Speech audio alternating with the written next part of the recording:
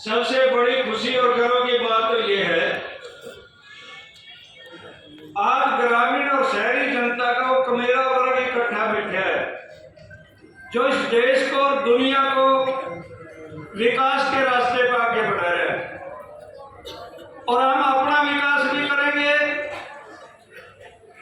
पर देश और दुनिया का विकास भी करेंगे।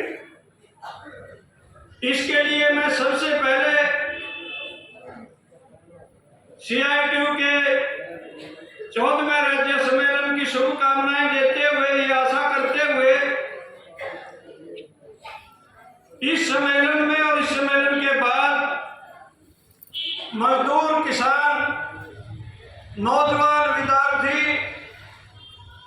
महिलाएं, पुरुष सब मिलकर कमा के खाने वाले लोगों का एक बड़ा संगठन, एक बड़ा पाड़ा विकसित करेंगे। और उस पाड़े में शहीद आजम भगत सिंह का नारा गूंजेगा, एक देश के द्वारा किसी देश का शोषण ना हो, एक इंसान के द्वारा किसी इंसान का शोषण ना हो। और उसको आगे बढ़ाते हुए साथियों, जब हम अपने रास्ते खोलेंगे, दुनिया की कोई ताकत नहीं है, क्योंकि हर चीज हमारी बनाई हुई है। हमारे सामने कोई अड़चन नहीं आ सकती। और ये सिद्ध कर दिया पीछे किसान आंदोलन ने। यद्यपि हम इस किसान आंदोलन में अकेले नहीं थे, मेरे से पहले बोलते हुए साथी बहुत कुछ कह चुके हैं, बार बार उन बातों को नहीं दोहराएंगे, लेकिन याद किए बिना भी नहीं रह सकते। 26 नवंबर को, आज से ठीक लगभग 2 साल पहले जब ये आंदोलन शुरू हुआ था, साथी जय भगवान बिल्कुल सच कह रहे थे, हम सब लोग जेलों में थे। लेकिन इस आंदोलन को हमारे CITU के हमारी बहनें जो स्कीम वर्कर हैं,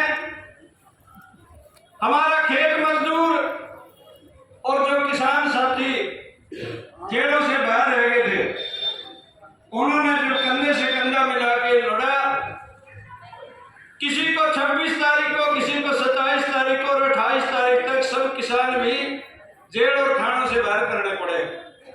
यह अकेला किसान नहीं कर सकता।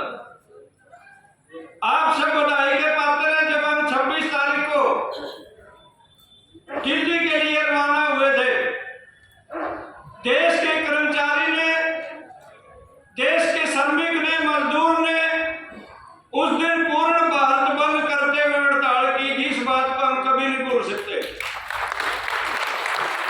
और अब ये सम्मेलन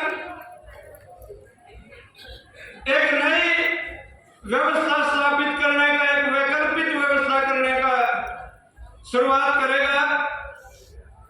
साथियों, हमारी मांगे भले ही कुछ अलग अलग भी दिखाई देती हों, लेकिन इस मांग पत्र में जो 3 स्टेज की बात करी गई और 22 मांगे हैं, यदि हमने गौर से पढ़ा तो एक भी मांग ऐसी नहीं है जो हम सबको प्रभावित ना करती हो।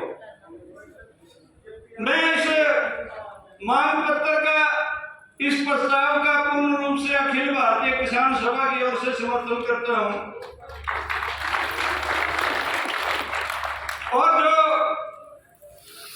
जनवरी, फरवरी, मार्च, 5 अप्रैल का दिल्ली का एक बहुत बड़ा प्रदर्शन रैली, उसकी तैयारी पर अभी से लगने की जरूरत है। और मैं ये आश्वस्त भी करता हूं साथियों, सबसे पहला इसकी पहल किसान करेगा। किसान के इन्विटेशन पे हर बिरादरी का, हर काम करने वाला इंसान आने के लिए तैयार है। हमें इस बात का एहसास है। गांव गांव में अपनी ऐसी कमेटियां, ब्लॉक, जिला लेवल पर ऐसी कमेटियां जो पड़ाव में रंग दिखा देंगी। और जो दिल्ली के मार्च में हमें यह एहसास हो जाएगा, अभी तक हम बहन हेमलता, बहन संधू साउथ के राज्यों का जिक्र करते हैं कि वहां इतने बड़े बड़े प्रदर्शन होते हैं, लेकिन हम दिल्ली में दिखाएंगे हरियाणा किसी से कम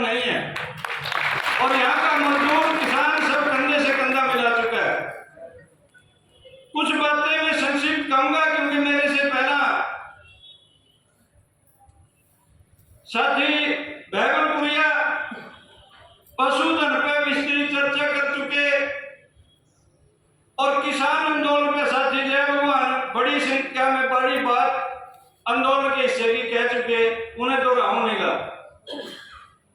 आज किसान क्या चाहता है ये बहुत महत्वपूर्ण है। और हम आज से लगभग 1 साल पहले जब दिल्ली से उठे थे, मोदी ने जो 3 काले कानून बनाए थे उनको संसद में बनाया था, संसद के द्वारा ही वापस कर लिया। और जो पूरी दुनिया और अपने हिंदुस्तान की बड़ी आबादी ये कहती थी और हमारे राजनीतिक लोग कहते थे कि कानून वापस नहीं होते, ये संसद में बने। हम कहते थे हम अपने माँ बाप के बने हुए हैं, यदि राजहट है तो ये बालहट और चिड़ियाहट भी पक्का है, हम भी पीछे हटने वाले नहीं हैं।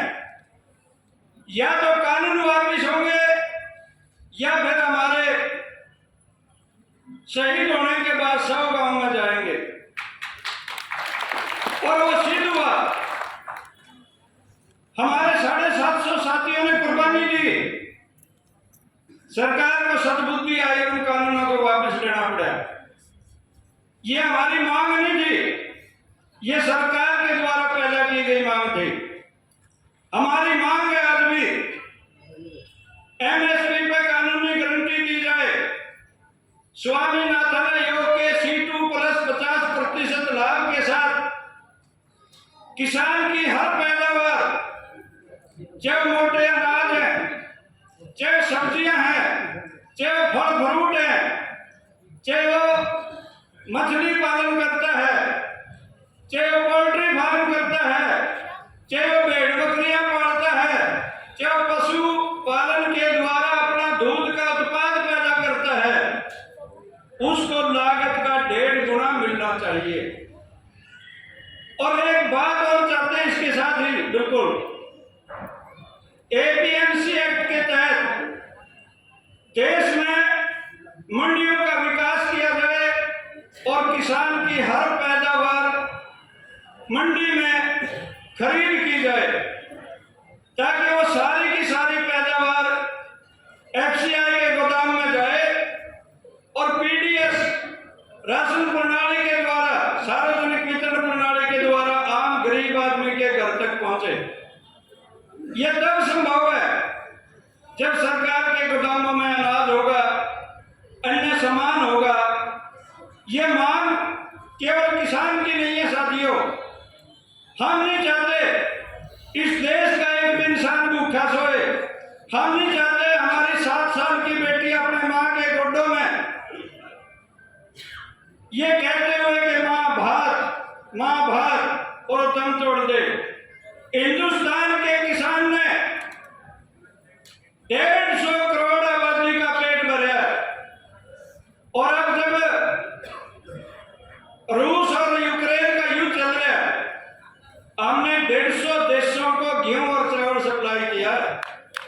ये कोई छोटी बात नहीं है, हमारा स्टॉक था इसलिए भेज पाए हैं, इसको और मजबूत करने की जरूरत है।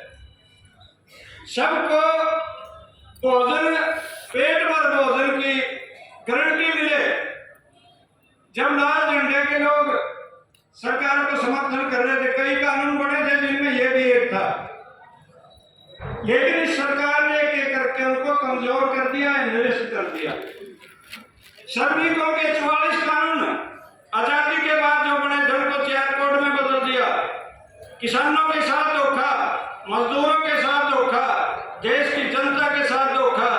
देश में आरटी लागू होने के बावजूद भी 5000 स्कूल हरियाणा में ही बंद किए जा रहे हैं। तो कहाँ गई आरटी? राइट टू एजुकेशन कहाँ गया? ये सब चीजें जब तक हम संगठित होकर आंदोलन नहीं करेंगे, प्रभाव रहेंगे साथियों। एक बात और कहना चाहता हूँ, जब हम उठे थे, बिजली बिल 2020 सबसे में बाद में 22 बना के संसद में पेश कर दिया, जबकि वायदा ये